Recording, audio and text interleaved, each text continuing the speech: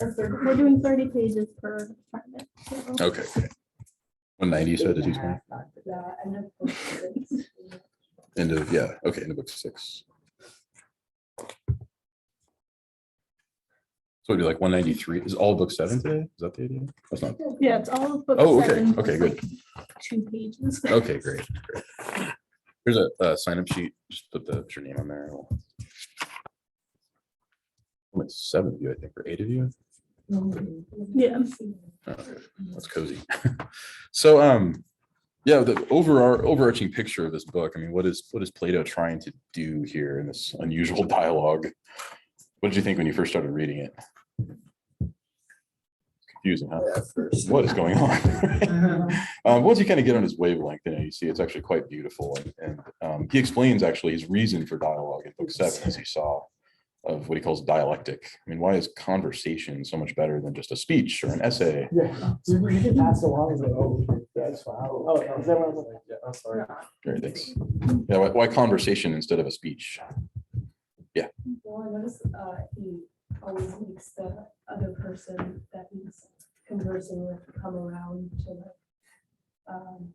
their own conclusion, but it's also Socrates, right? Yeah. So in that dialogue, it's more convincing than just spewing like whatever. Yeah, that's right. They can give beautiful speeches and write beautiful essays, but they're not philosophic, right? Real philosophy is political or whatever, but real philosophy, right, is about the question and making people realize that they already know the answer. That's a uniquely Platonic idea, that all of us have a little truth within us. We all know the truth, we just don't realize it. So what does the philosopher do? He helps you pull the truth out of yourself and discover it. In fact, believe it or not, Socrates calls himself a midwife. Okay. Like other, midwives deliver babies. I deliver a little truth. You're all pregnant with a little truth, and I'm here to deliver it. And I know I'm an OBGYN, right? Do you see his point there? It's funny, but that's it. That everybody knows deep down. It's just implanted in every human mind, the real truth of things. So that's why he writes in this unusual dialogue. The general structure of the book, you guys got the outline written by me. I passed it to your professor. I heard you passed it out. You don't have to pull it out, I'm just referring to it. You can look at it if you want. But there you see the general point. He's trying to figure out what is justice. And we go through the possibilities. What do most people think justice is? Kind of reviews the literature, you might say, at the beginning, the way a scholar would. Polymarchus says, remember back in book 1? Justice is to the advantage of the stronger. Well, that's Thrasymachus. Oh, yeah. But Polymarchus says, Giving to each what is owed. yeah, that's right. Giving to each what is owed. Good to friends and harm to enemies, right? Well, why doesn't that work? That one's a little tricky to get, but why doesn't that work? Yeah. Because it's like sort of subjective. Hmm. Like if you're saying you're giving, like they talk about like, the enemies versus your friends, but your Yeah. enemies might be actually the good people, so you don't really know what you owe to other people. Yeah. Yeah, that's right. There's this question of like, can your friends actually be bad for you? Yeah, you can have bad friends. They might be very nice, but they might corrupt you. And so at the same time, the person you regard as your enemy might actually be wishing you well, right? My kids definitely think I'm their enemy when I only give them 1 piece of candy instead of 2 or something like that. But it's good for them not to eat 2. It's that kind of point. And then, sorry, you're gonna say? Also, like the idea of giving your enemies what is owed to them. It's kind of like how that is supposed to be just. It's kind of inherently unjust, because if they did something unjust and you're like reversing that back onto them, and these are like that's what is owed to them, you're also doing something unjust. Yeah. Like in return, it was like that kind of cancels out the justice of giving them what is owed. Yeah, that's right. Yeah, where's the giving what is owed in that? So Polymarchus, by the time he's done, Socrates has shown him, you don't know what justice is. But much to his credit, what does Polymarchus say? You're right, Socrates, I don't know. Teach me, please. So it's a very humble position he has. His dad, Cephalus, his definition is pretty clear. Piety toward the gods. And that's that, right? But then Cephalus, notice, what does he have to do for the dialogue to proceed? He has to leave, right? And he goes off and continues his prayers and sacrifices. So Thrasymachus, though, you're right. He's the one that says justice is the will of the stronger. Justice is just power, right? Does anybody actually believe that, though? I mean, in theory, we might. But in practice, do you really think that's all justice is? Just socially constructed, you know? You might say that in a, you know, social theory class, but the minute someone steals your wallet, what happens? Justice becomes very real, doesn't it? You're gonna say, sorry. Or I feel like in many ways, power can be very corruptive Mhm. and can lead to like, can be more unjust in a lot of situations. Yeah, that's right. Thrasymachus seems to think, well, there's no corruption. I mean, corruption is just when somebody gets caught, right? When they get away with it, well, then they create justice. Isn't that Machiavelli? Yes, it absolutely is. Yeah, it's very much very Machiavellian in a way. Well, Machiavelli, he admitted, like, look, I'm talking about politics here. Yeah. So, you know, that's how it is. So Machiavelli kind of shrinks things way down in a way and focuses only on politics. Plato's thinking, you know, the cosmos. He's thinking big. It's also a touch of Nietzsche in a way. There was one character who chimed in with a whole other definition of justice, and he only had a brief appearance. Remember Cleitophon? He was creepy. All he says, Thrasymachus, you know, he's more relatable, but Cleitophon says, no, it's whatever the powerful believe to be just is so, and they assert that with their power. That's more like Nietzsche. I think. Are you guys reading Nietzsche in this class later or not? You probably encountered him elsewhere. That's like, you know, you basically make truth with your power, with your force. And Thrasymachus backs away. No, I don't go that far. Anyway, just to review that, they embark on this journey to finally explain what justice really is at the urging of two guys who are Plato's brothers. Remember? Did he mention that? Oh, he didn't? Glaucon and Adimantus, these noble youths who are more respectable. Thrasymachus, what's his deal? He's corrupt. Like his soul is corrupted. He's confused and skeptical because he's hung out with the sophists too much, right? Glaucon and Adimantus, though, they are these honorable, noble guys. And remember, they're Plato's brothers. I'm surprised he didn't tell you that. But yeah, they really want to know what justice is. And it's a beautiful passage, right, where they're pleading with Socrates in book 2. Please tell us, right? Because we've never seen justice itself praised. All we see is the reputation for justice. We want to know that it's good to have justice in your soul, even if what happens? What if you're accused of injustice and persecuted and all the terrible things happen to you, even though you really are just? Can you really say you're still happy, Socrates? It's a wonderful thought experiment, isn't it? At the same time, let the unjust man give awards and honors, and, you know, can you really say that he's still miserable because of his injustice in his soul? Show us, Socrates, please. And how does Socrates respond? He's so moved that they would ask this question. He says, all right, the only way to see it is what? And the Republic proper begins when he says, let's embark on this adventure by describing a city in speech. It's theoretical, but still the excitement is big for them, because what did Thrasymachus offer them? The tools of becoming a successful politician, or maybe a tyrant. Socrates offers them something even more wonderful, the founding of a city. Because who remembers the names of tyrants so much as founders, right? We all remember George Washington. Does anybody remember, well, I won't name any names, but tyrannical type of presidents we've had? No, we all remember George Washington. He was a founder. Founders are better remembered. Founders are more honorable than politicians, than tyrants are. So he pieces together the city, and I won't spend a lot of time on it, but what does it look like? I mean, if you could diagram, what are you trying to see here? Can you see justice in the human heart? You know, here's a person, and their heart is really, really tiny. It's hard to see, isn't it? There's justice in there somewhere, but, you know, can you even see it in yourself? There's a look within yourself. You yourself is you're a deep mystery to yourself too, aren't you? This infathomable depth of the human personality. Well, what can we do? Well, let's cast it big, and maybe we can see the soul better. And what does it look like? This city in the soul analogy. I was drawing this way. I don't know if he did it this way, but if this helps. Well, it's got 3 distinct classes, right? And can the city just be ease and luxury and nice food? And no, that's what he calls the. Remember? Like the golden, like the golden. Oh yeah, It's the golden. The Fire golden Realms. souls have gold in their souls, so they don't have possessions. Well, they turn out to be. The guardians. Yeah, that's right. And if they have gold in their souls, the noble lie, or that's where it comes from, tells them you have no need for gold out there because you've already got it right here, right? Now, is that actually true? Well, if they're tricked into thinking it, then they'll believe it. and they won't be greedy or ambitious. But still, there is a certain material necessity. So these are the working class people. But then he spends a whole bunch of time, book 2, book 3, I think most of book 4, addressing these people.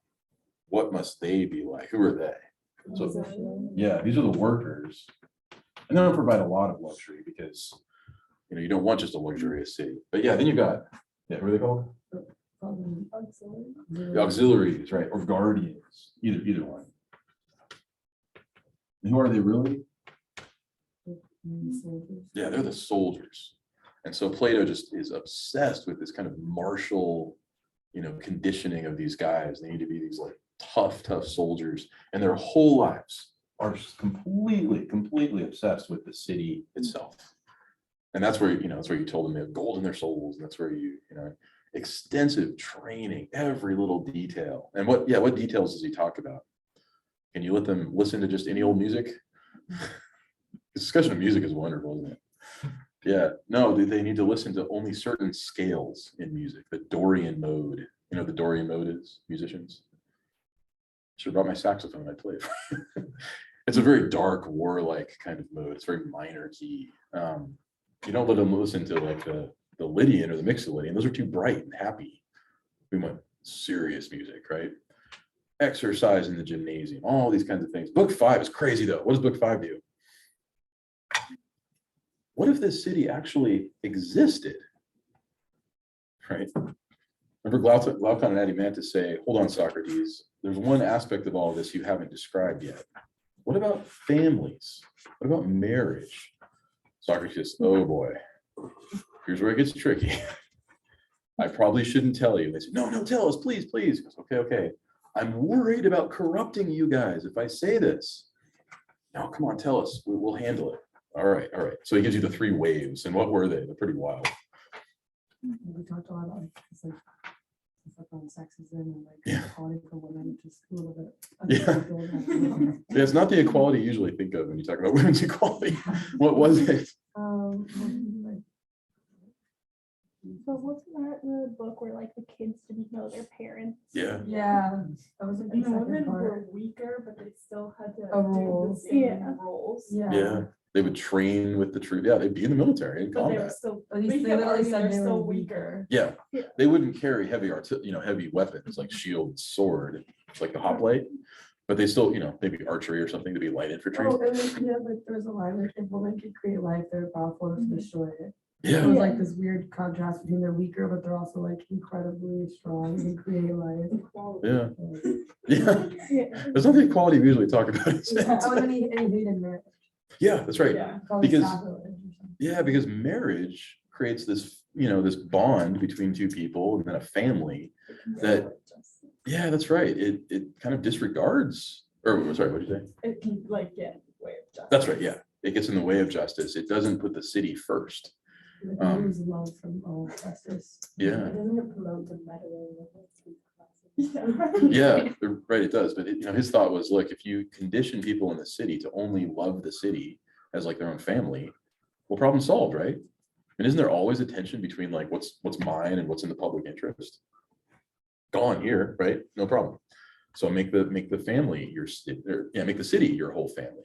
Every child belongs to every parent. Yeah. Didn't he also say that you then wouldn't have like wars in the city because they're just like small conflicts, but then the just will like correct the unjust whenever they have a disagreement. Yeah. So it's not actually like a war, it's just a small disagreement among the family. Yeah, that's right. That's kind of weird.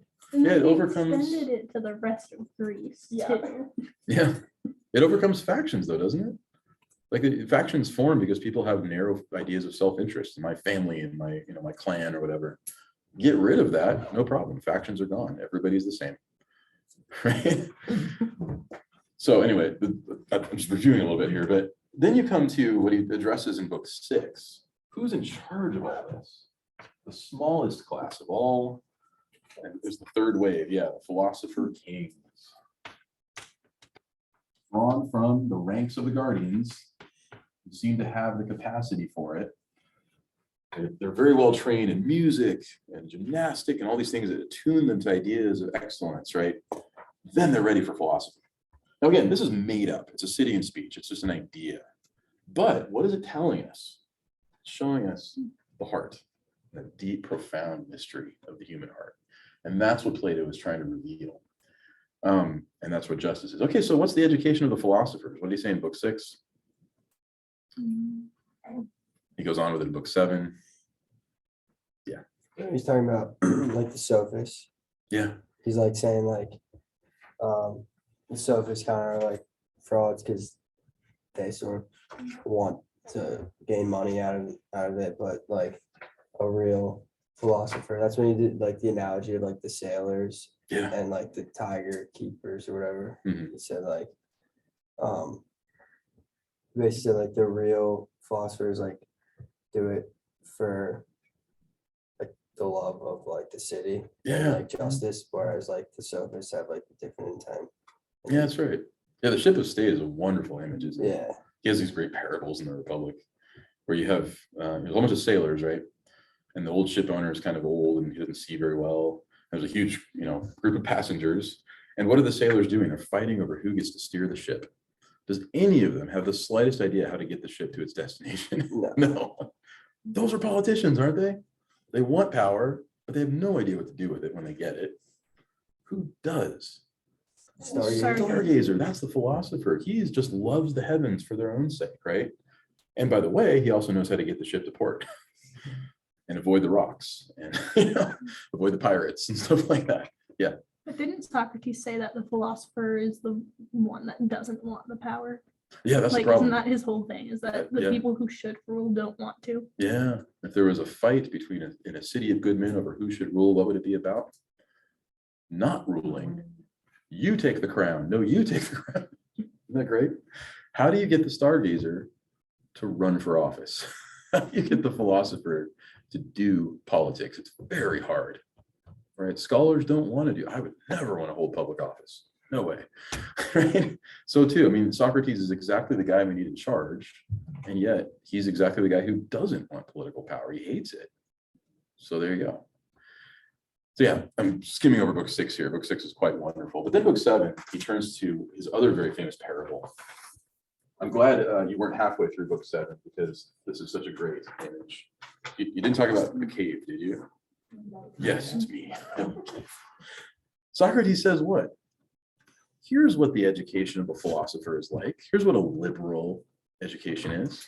Not a useful education. You don't use it. It's good for its own sake. What is it like? It's like we are all in a big cave. And the entrance is way, way, way out here. And here's outside. There's a tree. Outside. So what's this cave like? How does he describe it?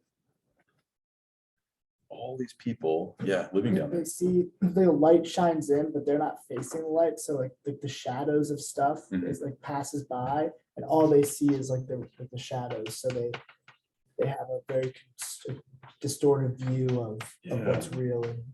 Right, all these people on the floor of the cave. The light doesn't come from outside though. Where does it Oh, come the from? fire in the back. Yeah, that's right. That's really important. There's like this elevated place in the back, maybe like a platform. And there's a big fire back here.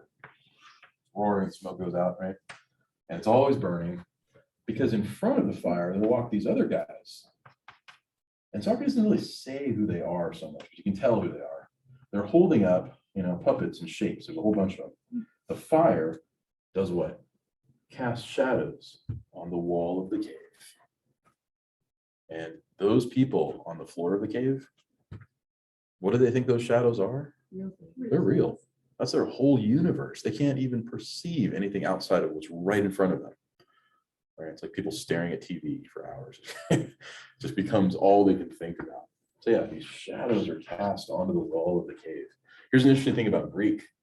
The word doxa has a double meaning. It can mean shadow. It can also mean opinion. Interesting.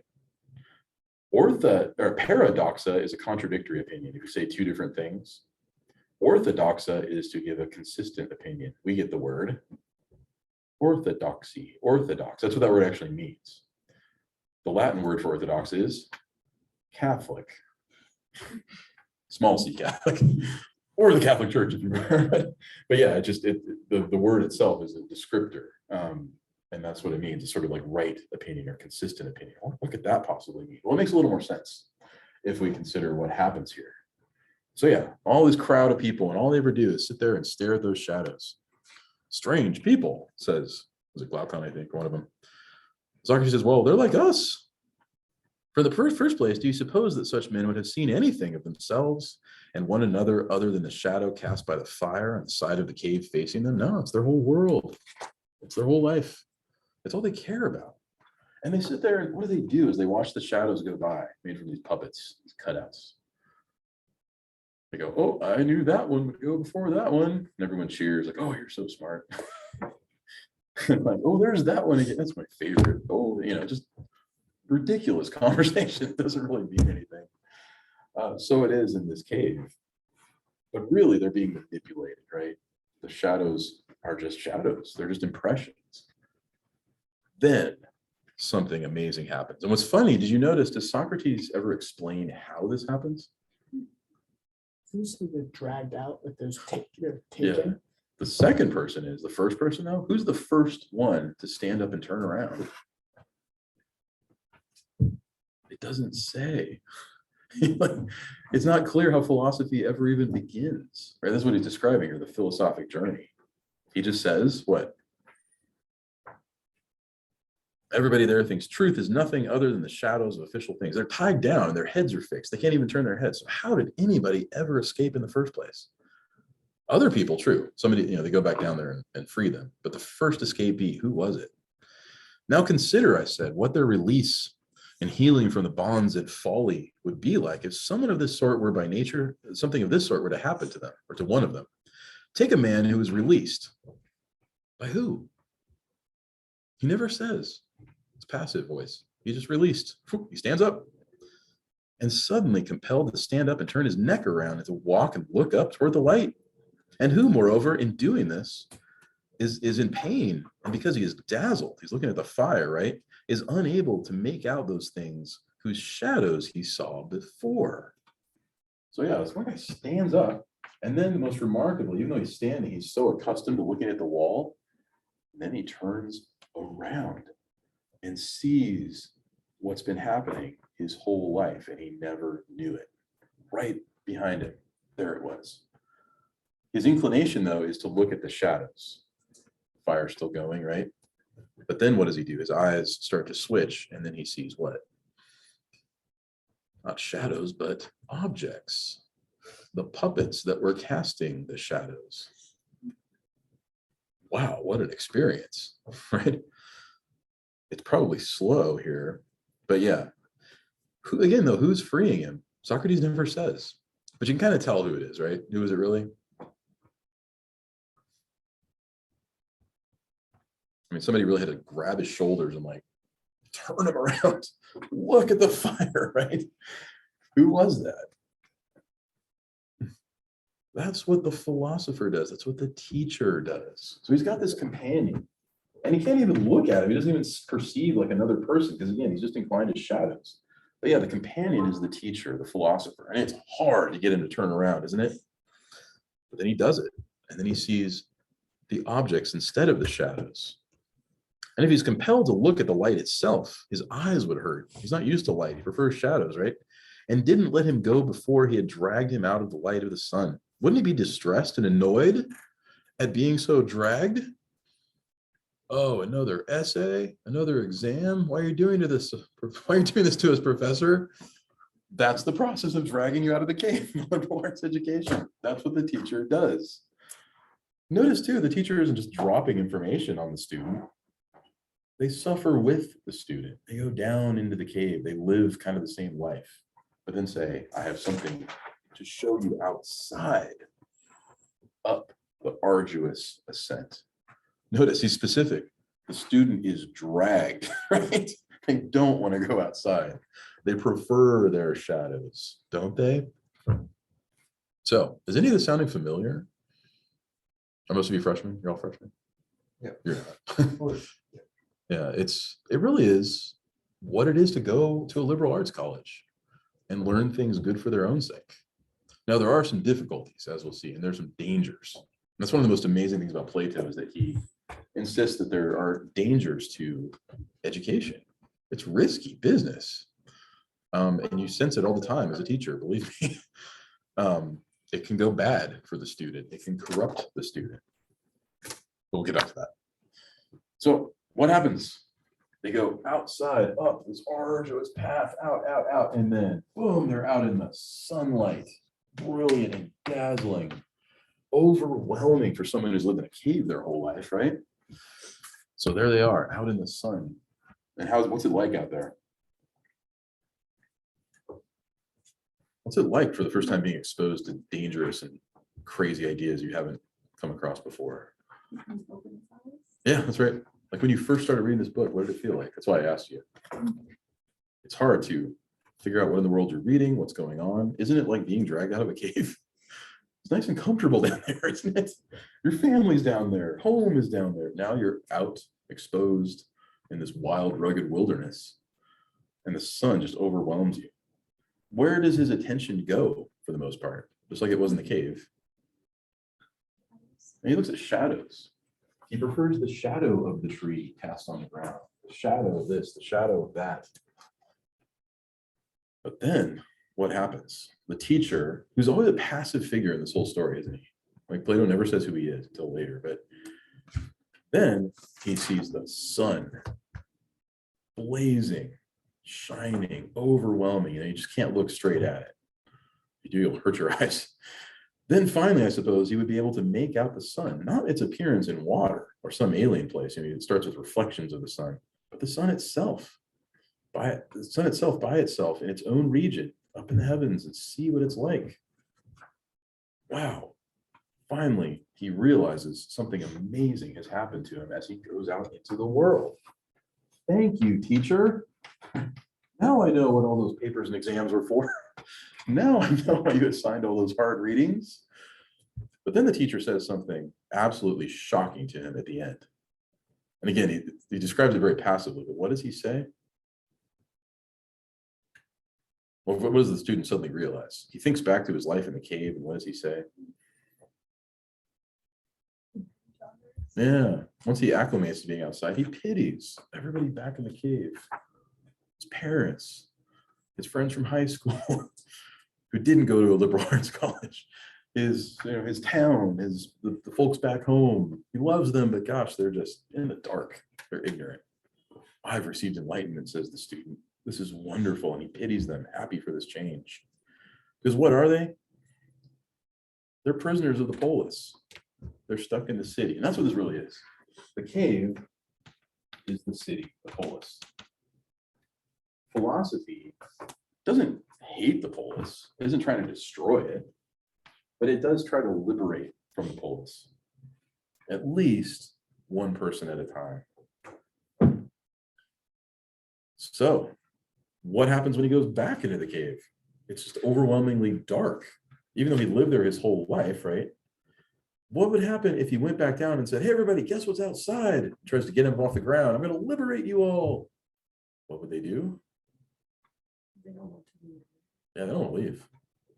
He says, oh, but there's a whole other world out there. Look, you're looking at shadows and it's all fake, fake, fake. And I say, are you crazy? Of course it's real. Lay back down on the ground. And Socrates even says what? They tell him, oh, your eyes have been corrupted by all the crazy stuff you saw out there. Come lay back down with the rest of us and conform. If he doesn't, what would happen to him? They'll kill him. Pretty extreme. But then again, what happened to Socrates himself? He was killed by the Athenians for philosophizing. There you have it. Right? So he's anticipating his own demise here. Of course, Plato was written after Socrates' death. So Plato is saying that's what happened to him. So what is all this? The sun is the idea of the good. The highest good. He mentioned in book 6, right? What did he say about book 6? Anybody know what it actually is? Did you catch that passage? We don't have adequate knowledge of what's actually good for human beings. It's a mysterious thing. Well, it's kind of like the sun, isn't it? You can't look straight at it. This, though, is the realm, the vision is the realm of ideas outside. bright, sunny outdoors. He mentions the stars at night too, same kind of effect. The sun is the idea of the good. Ideas, our word in English is actually taken from the Greek, eidos, and is the opposite of doxa. Doxa is shadow and opinion. Ideas is reality. Eidos is reality. To see a thing for what it truly and eternally is. And so that's Plato's doctrine of the forms, right? There's every physical thing you see in this world, right? All these chairs you're sitting in. But aren't they all unified by one single idea of a chair? And isn't that what every craftsman has in his head when he makes a chair, right? So it's not like each thing is totally unique. All of them participate in the notion of a chair, the mechanical things, but think of anything, any species of things, animals or whatever, people, we all share in the idea, the perfect idea of a person. That's what the philosopher learns. That's the education of a philosopher king in the perfectly just city. And that's the education of a real person here in the world. That's what liberal arts education is. Did anyone explain it to this way to you in admissions when you came to Colgate? It's all right. Now you know. So yeah, the philosopher goes back in the cave. That's just dangerous and risky stuff because he's seeing the idea of the good. And how does he describe it at 5:17b and c? Great paragraph. I mean, once you've encountered something that wonderful and amazing, everything else just seems silly by comparison. It's all just dust and shadows, right? On page 196, see that big paragraph? Yeah, so you had all events right in the middle of the paragraph. Knowing the last thing to be seen, and that with considerable effort is the idea of the good, the last thing to discover is the highest and greatest thing. But once seen, it must be concluded that this is in fact the cause of everything else. True, the sun makes the tree grow, right? The sun makes everything possible. It sustains all life. Well, so too, the highest good makes all ideas possible. So it's Plato's idea that like there's this, we look here at physical reality, and what is it? Everything here is the shadow of a higher reality, and that's what the real world is. And the sun is what hits the objects in the real world and casts all these shadows right here. Right? Physical world is just shadows. Now, Aristotle, later Greek philosophers wouldn't agree with that, as you'll see. But Plato is big on that idea. We live in the shadowlands. Our bodies are shadows. This table, chairs, physical reality, shadows. C.S. Lewis, the famous writer, he was big on the idea that we live in the shadowlands. Right? It's a very Platonic. He was very much a Christian Platonist in that way. And what's the good for the early Christians and Lewis himself? Well, that's God, of course, but we're not there yet. Don't skip ahead. We're still pagans. Yeah, what else does he say, though, about this highest good, the idea of the good? It's the cause of all, it's visible, and it gave birth to light, and it's sovereign, and is intelligible itself, it's intelligible, fair, and everything. In the visible, it gave birth to light, and is sovereign. Sorry, I skipped a line. In the intelligible, it's itself sovereign. It provided truth and intelligence, and that the man who is going to act prudently in private or in public must see it. This is the object of every human desire. Even the people down in the cave, right? They wish they lived in the sun, but they don't know how to get there. They're afraid of it. They don't even believe in it in practice. But their souls know better, don't they? Wow, says Glaucon. I too join in supporting that. At least the way I can. Glaucon has these funny ways of agreeing with Socrates. Oh, you're so right, Socrates. Yes. He's really excited. Come then, I said, and join me in supposing this too, and don't be surprised that the men who get to the point aren't willing to mind the business of human beings, right? They don't care about the cave, just like the stargazer doesn't care about steering the ship. Same point. But rather that their souls be always eager to spend time above. Surely that's likely, if indeed that too follows the image which I told before. Of course it's likely, says Glaucon, right? He agrees easily. So how, though, do you get from there to there? I mean, what's the process? Well, he describes what he calls the dividing line, right? I already drew it, there it is. Going from seeing material reality to the reality of ideas, which is so much more real than anything material. Right? Material matter is just shadows. What's the process? Well, first of all, what's the false education? And he's touched on this before, book 6. He comes back to it a lot. Really important point. Is it possible that this kind of education might be bad for you? And I don't mean in terms of student loans. I don't mean financially. I mean for your soul, right? Is it possible that everything you're learning here at Colgate is just messing you up? It does happen. And Socrates is aware of that. So yeah, 518b, what does he say about false education? Education that turns people bad.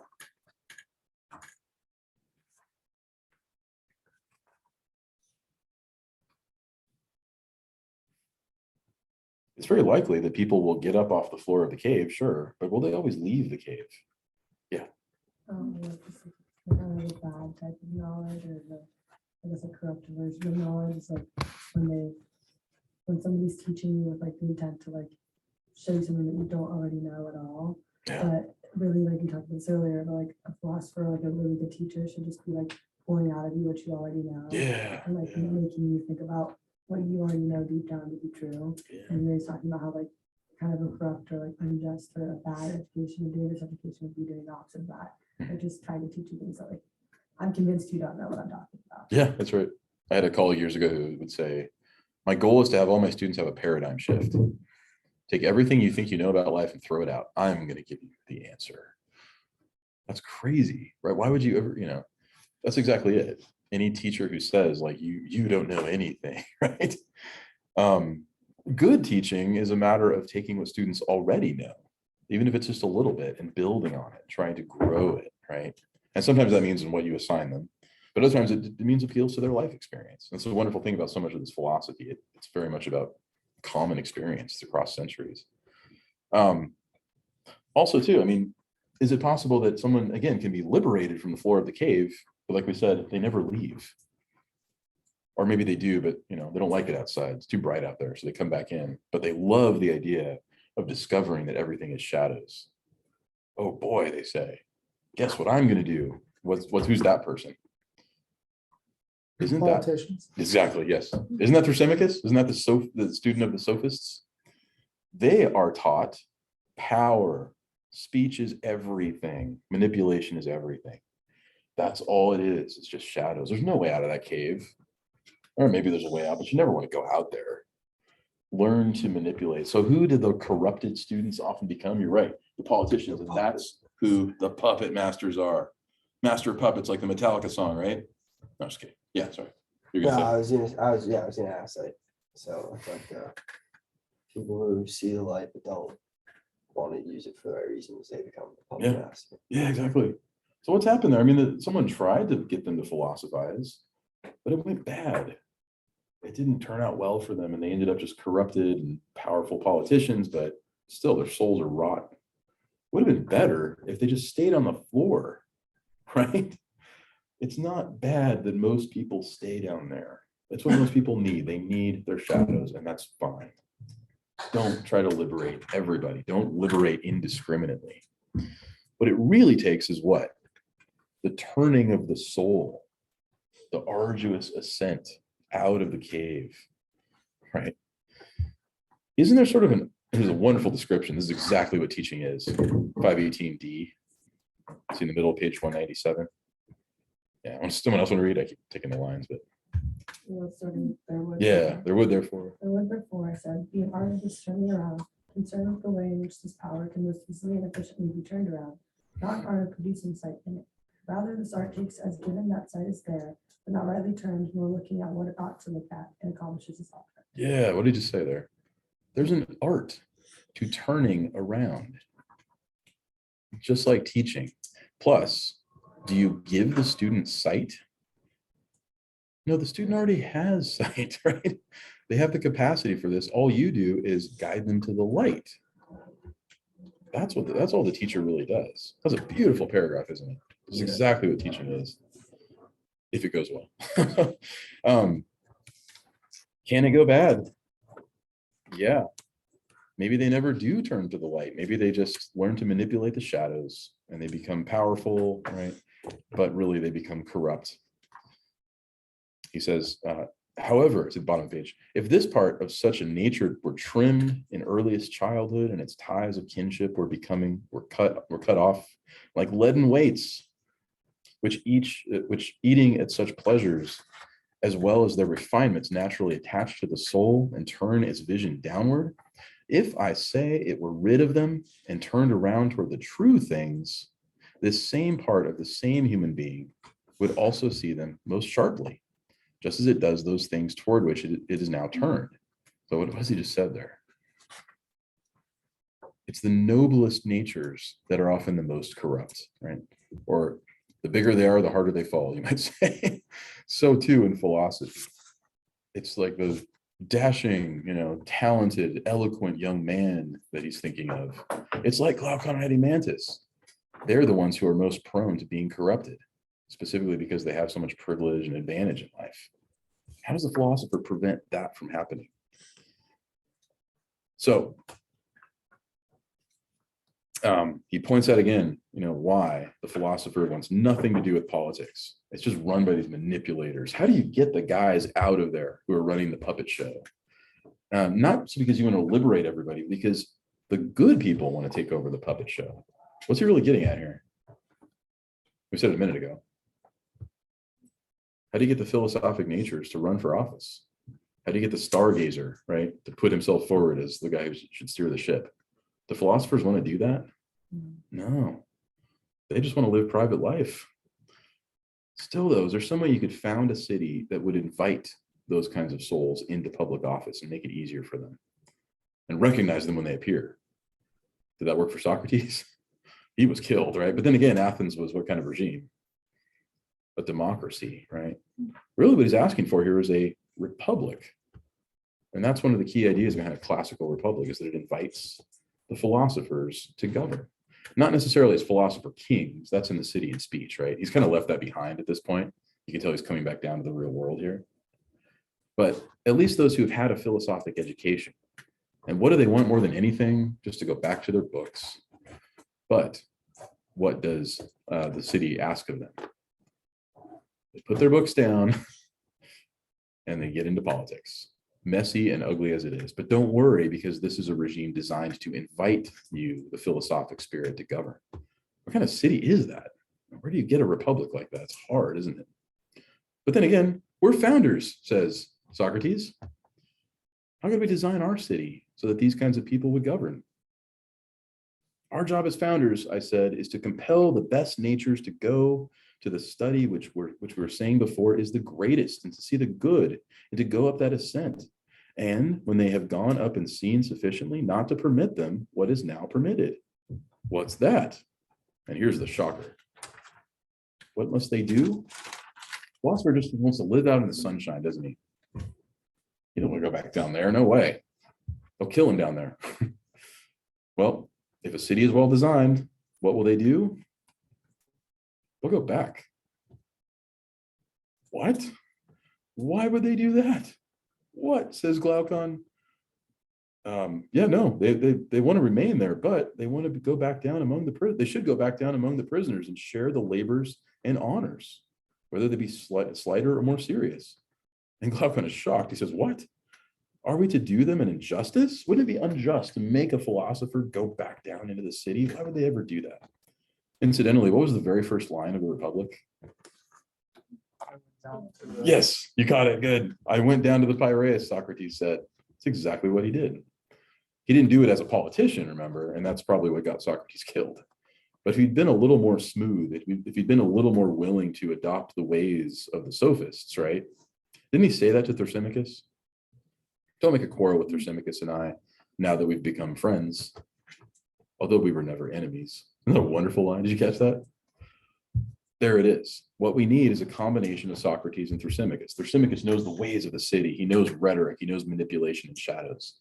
Socrates knows what's outside. If you could combine the two of them, though, what do you get? A statesman, a good office holder who's not out for his own private ambition, but out for the good of the city. Still, where do you get such a person? Colgate University, of course. We churn them out by the hundreds. Off you go, have your philosophic education. Off you go into public life to shape the shadows of the city and its opinions according to the wonderful things you know are true outside. Isn't that it? Or it should be. Again, admissions should advertise this way. We'll train you to shape the shadows according to the highest good. Would that make you want to enroll? So, back among the prisoners.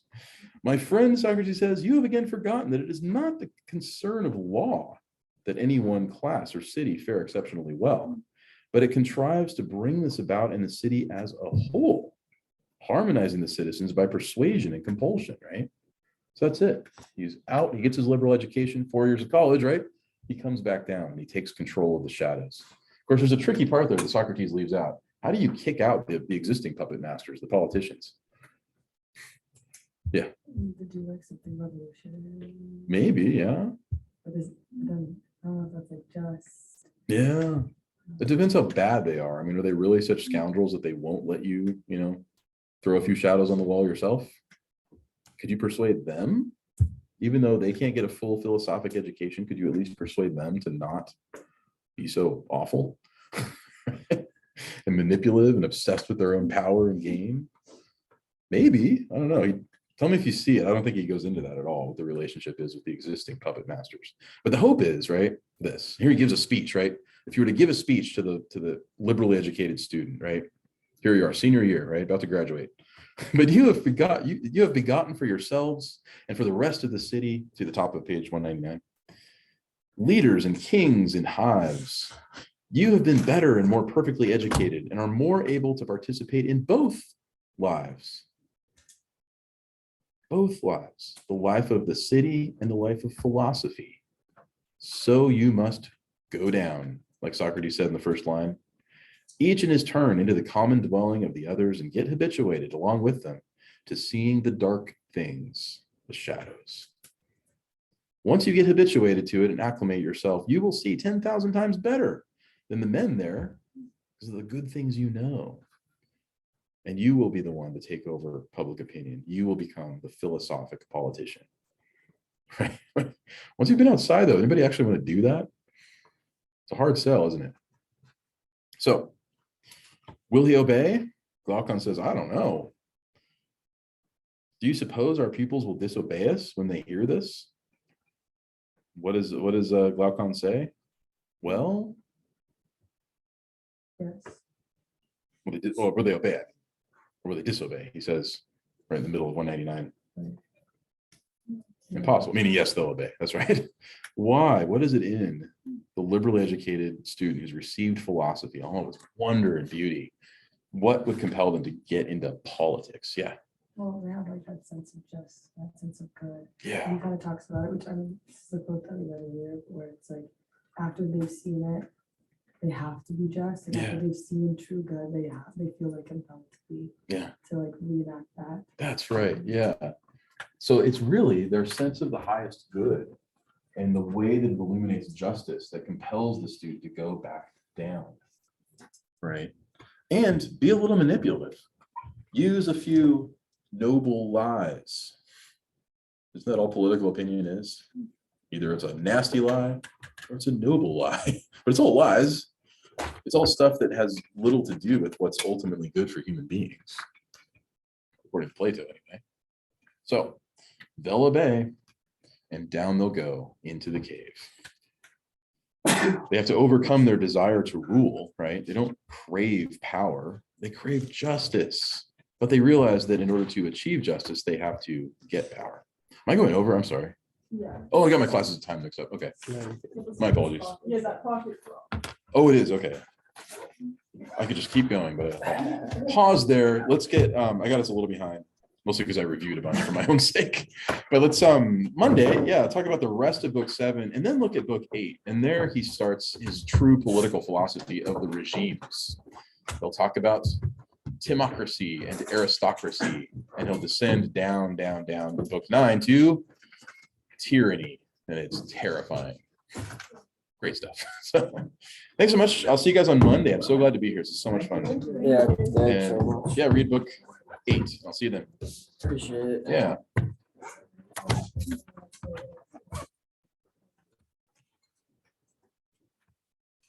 you.